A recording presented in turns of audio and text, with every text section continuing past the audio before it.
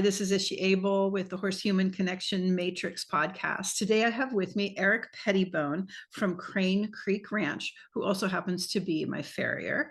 And we're going to chat a little bit about breeding and horses and other stuff like that. Thanks for being with us today, Eric. Well, thank you for having me. This looks like a real fun opportunity. We were chatting a while back, and you were telling me that you used to breed horses. And I was really interested in that because I know it's very intricate, and handling stallions alone is not something that everybody does. So how did you get started with that? Well, me and my wife moved out to what is now known as Crane Creek Ranch about 36 years ago. And we brought with us very high interest in horses. We owned horses. We had an opportunity to purchase a stallion, and our intentions were to start a breeding program, probably more on kind of a local aspect. And then we got some brood mares, and then we had to figure out how to get these mares bred. And so, both of us came from a background of being around horse breeding, not any part of any huge operation, just, one or two mares, one stallion type of a thing. So we're vaguely aware of the process. Initially, it was all in the mindset of hand breeding, live cover is what it's referred to as. And then the first year that we bred 5 mares out here at the ranch, we were rock stars. And it was really interesting because it was somewhat comical, because the next year we had 5 mares with foals on their side, which turned out being quite different than when they didn't have foals on their side. And with the help of our veterinarian, Dr. Craig Downing, Craig, just an outstanding individual, super knowledgeable, and has a real teacher heart. He just jumped right in and filled in all the gaps of our lack of knowledge. And we were able to glean off of that relationship for 10 or 12 years. And that's how we got started. That's great. So what were you not ready for? Like, what surprised you about breeding horses that you were just like, wow, I didn't expect that to happen? Were there some moments like that? Yeah, I mean, there's a lot of things that we had to overcome. One would be because of our backgrounds and listening. When you get into a field where there's a lot of, I refer to them as old wives' tales. Mm-hmm. Old wives' tales are rooted in truth, Mm-hmm. but they're almost like half truths. And so, you just hear these things and you just kind of copy them, but you don't really understand them, and you don't understand what part of it is truth and what part of it isn't truth, and trying to decipher that and apply it. Can you give a couple of examples of that? Well, that's a good question for me to ponder on. The devil's in the details. Something that occurs to me that I've heard, because I know very little about this, is that often mares give birth in the middle of the night, and I hear about people sleeping in their barns when they're expecting, and like being, or having cameras and having like 24-hour watch after a certain point. Is that something that you had to do? And is it true that they're usually born at night? I think there's always a lot of truth to stuff like that is almost as accurate, but it's not 100%. Mm-hmm. And when you're dealing with one mare, one owner, one mare, most of the time they stay up, they start way too early, and they stay up with their mare forever because they're really, really excited about, this upcoming birth. And about the time they get totally exhausted and they decide, that their mare's not going to foal tonight and they're going to skip a night, or they're going to go down there, instead of going down there at 8, they're going to go down there at midnight or whatever. They show up at midnight, or they show up the next morning, and bam, there's the baby. Mm-hmm. We adopted certain things over time to where I think they're probably the most accurate indicator of that the mare was pending birth was the milk test. And that would tell you how high the sugars are in the milk. Mm-hmm. And that became a real accurate gauge for us. They start lactating before they give birth. Yes, yes. Like for an example, a mare will maybe come into her milk, but the milk will be real watery, and then everybody will get excited, and then 2 or 3 days later, you're like, "Where's the milk?" And maybe she'll drop off a little bit, like and then the the second time that the mammary glands get activated, that's usually way more close to being pending. I mean, there's just so many variations to anything that I would say that if somebody had their own experience, they would say, well, that's not necessarily correct. But when you're fulling out 20 mares a year and you have 20 different examples, they're Wow. true, they're not all the same, but that's where the milk test came into play, because if we test that milk and the sugars are way low, we know that it's not.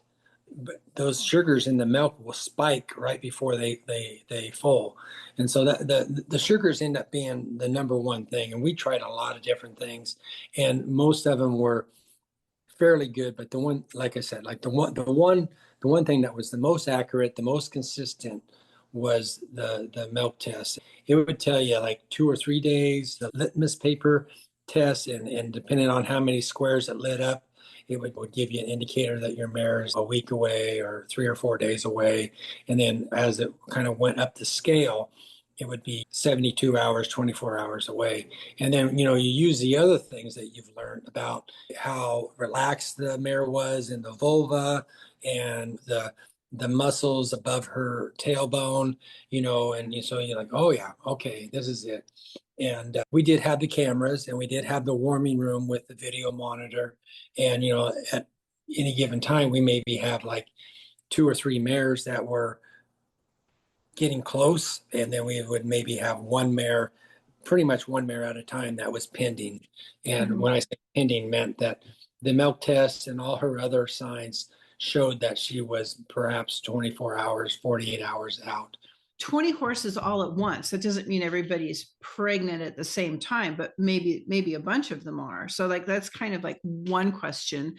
And then the other question is if they're, what did you call it, breeding naturally as opposed to artificial insemination? You had a word for that. It was Yeah, live cover. live cover. So if it's live cover, then their cycles happen at a certain time. And this is kind of what was interesting to me. Like, because when I used to have cattle, they would all come into heat at the same time, and they'd call the neighbor's bull over, and they'd all get bred at the same time. And then all the calves would drop within a month of each other.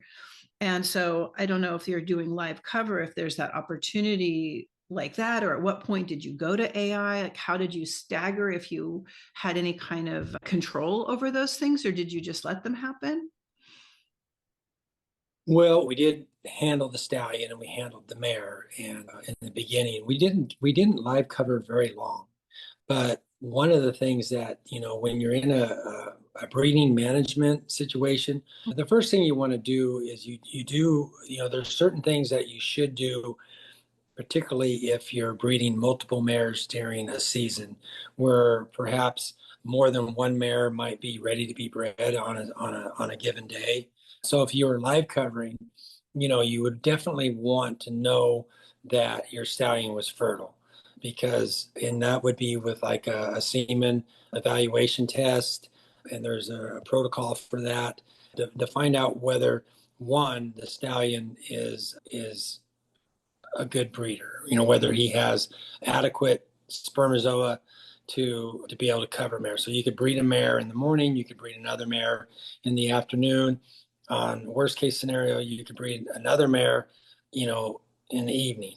So you could potentially breed, 3 mares in one day with live cover if the stallion proved to be fertile enough. As stallions get older, sometimes their sperm numbers drop, and you need to be aware of that. So, it's almost like, grandpa used to take the mare over to the neighbor stallion, says she's been in heat, he drops her off, picks her up in the afternoon. She has a foal every year. Hmm. And oh my gosh, grandpa used to do it that way. Why can't we do it that way? Yeah, Well, that sounds really easy.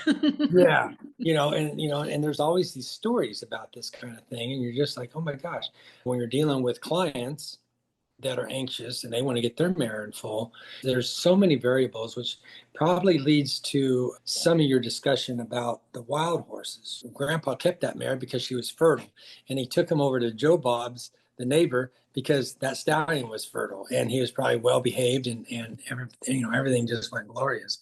But it gets very, very, very complicated really quick when you start doing numbers. You know, you take one example of one mare, one stallion, but like with AI, when we AI, we can collect a stallion and we can breed multiple mares. We can breed, anywhere from 5 to 15 mares with one ejaculate, one collection. Wow. And we do that with a densimeter that tells you how many million of sperm are per milliliter. And then you just make up a breeding dose. On farm would be 500 million. If we ship semen, which we did a lot of, it's 1 billion per breeding dose, and on farm it's 500 million. And so some of these stallions we would put in, anywhere from 2 to 4 mLs of raw semen to the extender, and that's a breeding dose. And with a total ejaculate of 30 to 60 mLs, you can just add it up and you can tell how many mares that you could breed.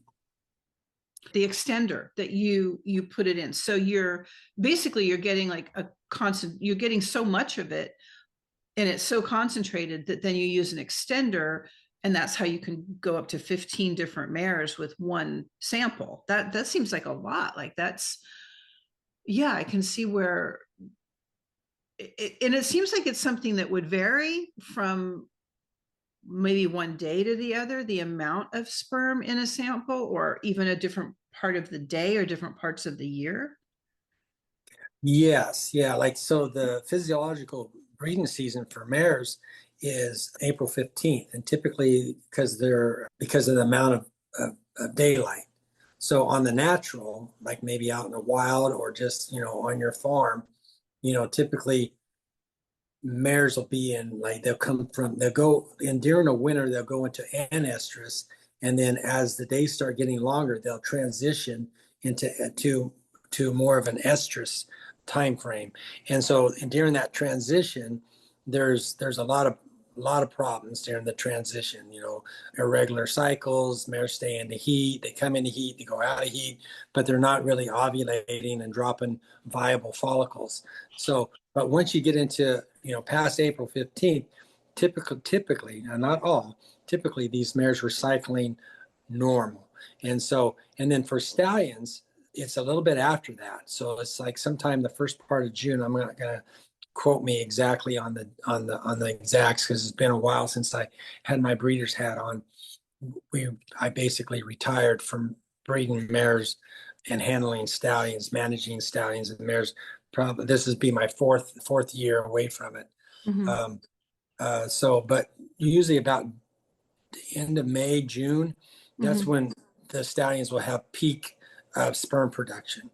And so, but when you're breeding a lot of mares, like on a young fertile stallion, a full book of mares could be 125 to, let's say, 150 mares per year, per breeding season. And not a lot of stallions can handle that. But in those scenarios, you're collecting a stallion every other day, and you collect, and then, and what you got is what you got. And it's typical breeding farm in Weatherford, Texas, or Pilot Point, Texas, where they have high powered stallions that breed a lot of mares. You get on a list and it's first come, first served, and they collect the stallion, and that's what they get. They don't go out of their way to double collect a stallion when you have a full book. So management is key on the stallions so that the semen that they ship off is viable. And the extenders, there's two things that the extenders do. When you got a heavy concentration of sperm, they get kind of crazy and they like to clump. They like to clump up, and they don't they don't really go anywhere. They just kind of, they look like you look under the microscope and they're like a little rugby team, and they're just like pushing each other all around, but they're not really going any direction. So the extender thins it out, and it makes it to where there's enough room, and they can get direction, and they can go, and they They don't can get all, swim. They need to swim. they need to swim, and they don't get all congested and That's back to trash. interesting. And the other That's part about the extender, most of them are kind of like a milk base. And so there's an absorbable protein that extends the life of the semen. So the semen, the individual sperm can actually absorb that fuel. So we call it, it's just, you can refer to it as fuel or gasoline, or and food. Yeah. food. Yeah, food. Yeah. And it just extends the life of the semen. And some stallions are quite adept to doing that, and some stallions are really poor. And so I think sometimes the industry can be dominated by, in certain disciplines of categories of horses, equine can be dominated by, popularity, this and that, color, whatever. But as far as like getting foals on the ground, it could be dominated by fertility, by the stallion that ships the best, that is the most fertile, particularly And in maybe the ones that live the longest. Yeah. I mean, all of those things. I mean, that's what was fascinating to me about the conversation is like there are so many different variables. And we haven't even started talking about like different traits that people are breeding for. And then what happens when you keep breeding those same traits and how you can breed. Like, I don't know if you can breed a filly back to its father or how distant the relationship needs to be in horses. I mean, I know it's different with cows and it's different with goats and sheep. And then how traits that in the horse industry that people want in their horse, if it's not just color, but we're talking about athleticism, or how like those cow horses get down low and hop from side to side, but certainly a foxtrotter is not going to do that. Like there's all of these, like so many different things that go into it. It's kind of crazy. Yeah, well, to be true to the breed, whatever category you're in, whether it's foxtrotters or cutting horses or race horses, they definitely lean themselves toward, the breeding those traits. And to kind of go back to, some of the breeding choices that breeders make, Mm-hmm. there's a lot of us that breed horses, and there's a lot of mares being bred to stallions, but to be aware of the differences between like a real breeding program versus, just breeding horses. Somebody You know, just wants to have their own baby and raise their baby, so they yeah, get their mare knocked up. That's right, different than breeding for genetic choices. right. Well, the most interesting example of a that I am aware of is the Weiskamp horses. The Skipper W line is a quarter horse line that really really dominated, it's a couple of decades ago, and they did a lot of line breeding, what they refer to as line breeding. They also did a lot of inbreeding, and in that case, I think it's just a whole nother level, because what you do is you concentrate the traits that you're looking for, Mm-hmm. but unfortunately, you can also concentrate the the traits that you're not, and so you have to really get into a livestock mindset where potentially you're going to cull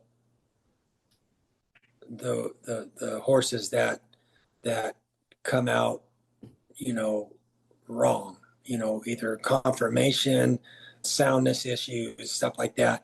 You don't go ahead and sell that horse. You send that horse in a different direction, and those have to make some really really hard choices that we don't normally extend to the horses. We might be more decisive if we were raising cattle or sheep Mm-hmm. or whatever, because they're really in a non-pet category, whereas they truly are livestock.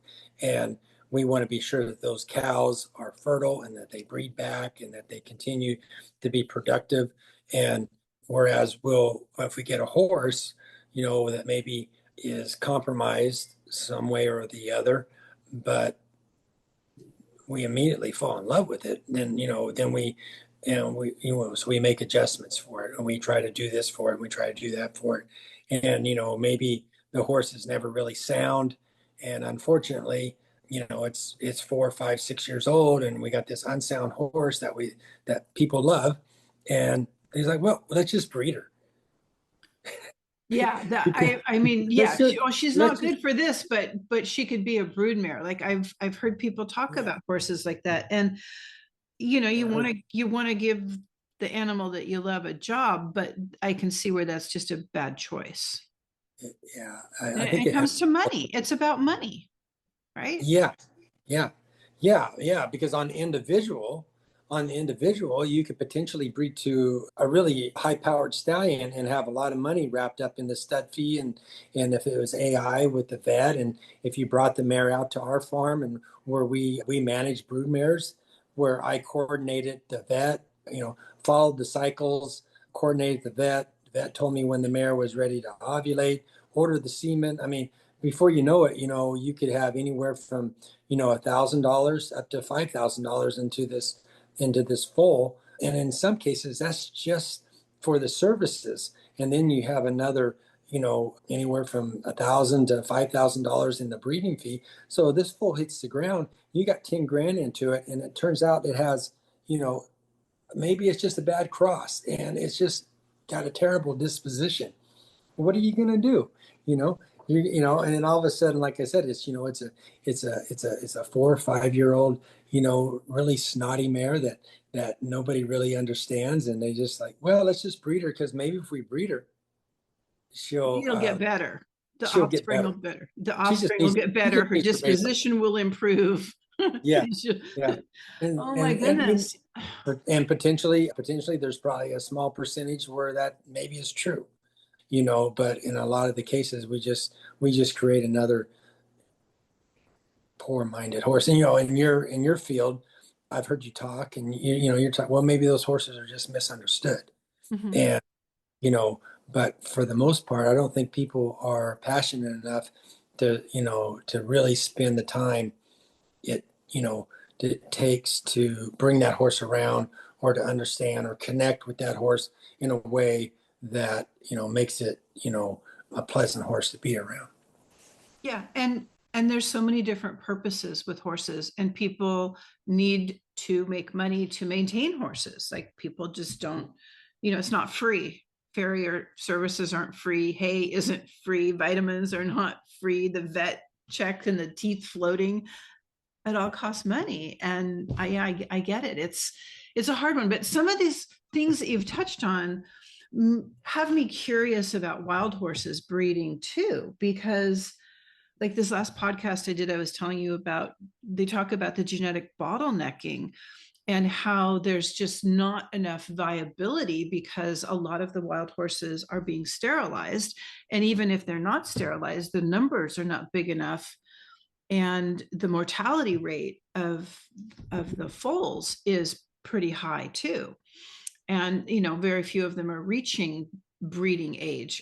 If you talk to one person, if you talk to other people, they'll say there's a population explosion. So I'm trying to sift through all of that. But some of what you were talking about, like nature has a plan, and I can only imagine what that is as far as feral horses choosing how they breed, what's available within a certain territory, because they come together at breeding time, right? I mean, they're living in family bands and they come together at breeding time to see what happens.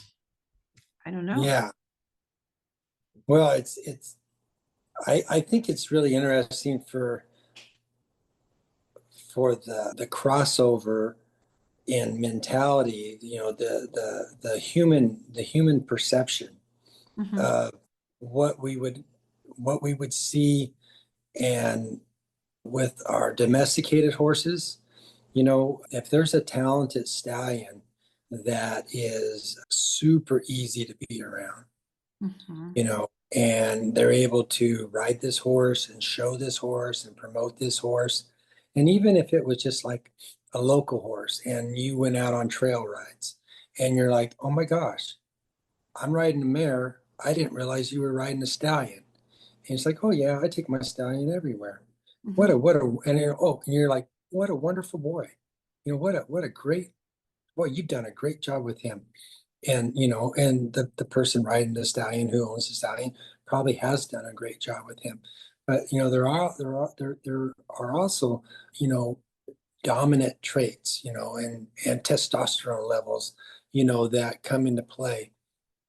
That particular horse that would probably service quite well in a domestic breeding program. I would I would almost bet money that under the microscope, his sperm count is a little bit low. And if he had to breed a lot of mares, he probably wouldn't be able to get it done, or the numbers would drop off, and we would have some real management challenges. But I mean, we could definitely do it with AI and scheduling mares that needed to be bred.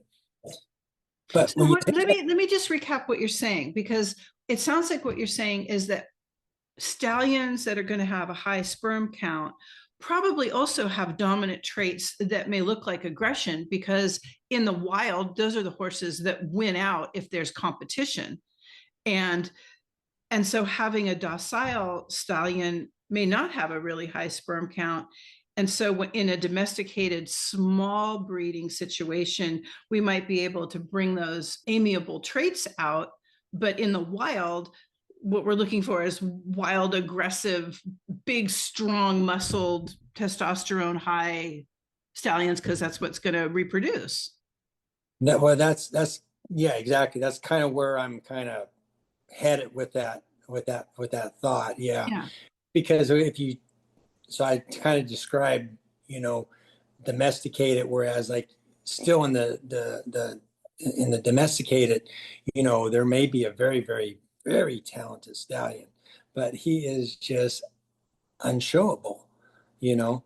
If he's lucky enough to maybe breed enough quality mares, he may be a stallion that maybe isn't doesn't have all the awards or all the, but he's really a good producer. So, I mean, that can go that way too in the domesticated realm, where he's a really good producer and he can breed a lot of mares.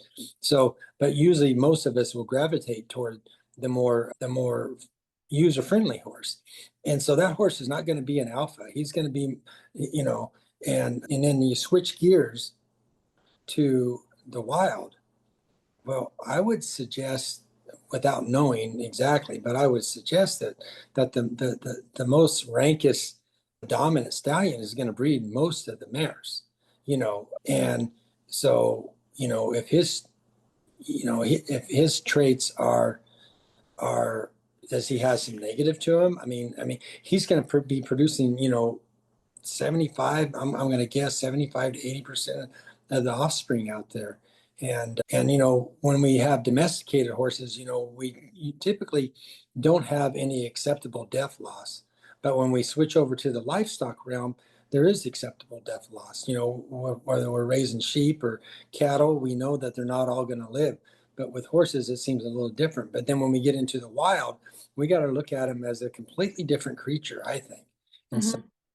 and